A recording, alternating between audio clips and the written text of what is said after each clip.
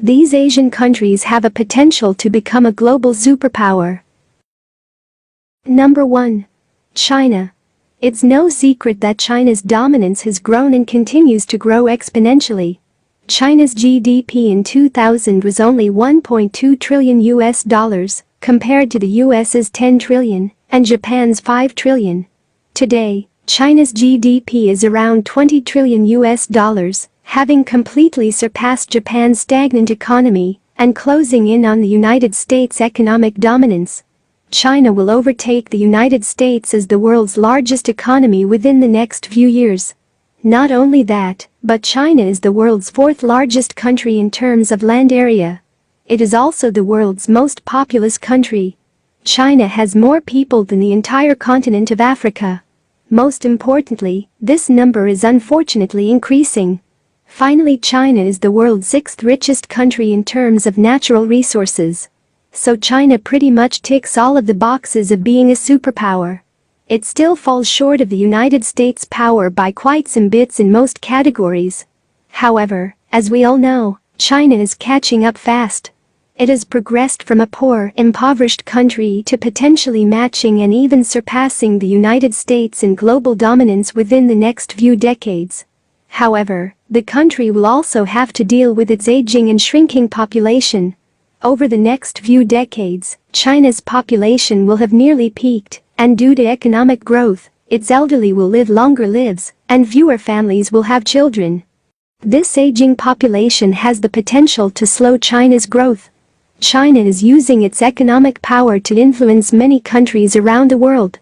China has few genuine allies or friends, and it is surrounded by potentially hostile nations. Finally, despite these issues, China has the potential to become a world superpower. Number 2. India. India is the world's second most populous country. India will soon overtake China as the world's most populous country. It is still expanding at an alarming rate. In comparison to China, which has almost reached its peak, India is the world's seventh largest country by land area. At around $3.5 trillion, India's economy is seriously weak, given how large the country is. To put this in context, its economy is roughly the same size as that of the United Kingdom, a country with fewer than 70 million people. However, it should be noted that India's economy is expanding rapidly. By the year 2050, some projections show that India is surpassing the US and becoming the second largest economy on Earth, only behind China.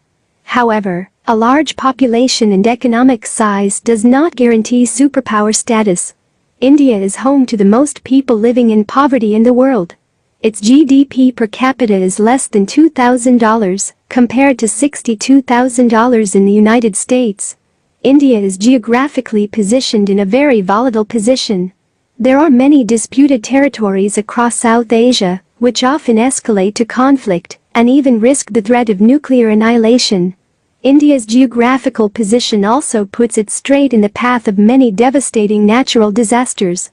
Floods, cyclones, earthquakes and hurricanes are seen on a regular basis, often wiping out infrastructure, farmland, as well as claiming the lives of many humans. Adult literacy is said to a very low 61%. Caste politics and corruption are also rife within India. Because the country is so large and divided into so many different regions, it is difficult for one country to stand together and be a dominant global superpower. India's economy and population growth will most likely see them become a great power.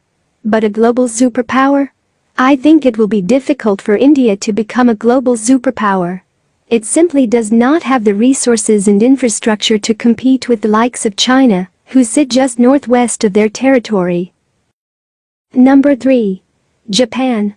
Japan is a densely populated island nation with one of the largest economies in the world. It is unquestionably a regional superpower with global influence.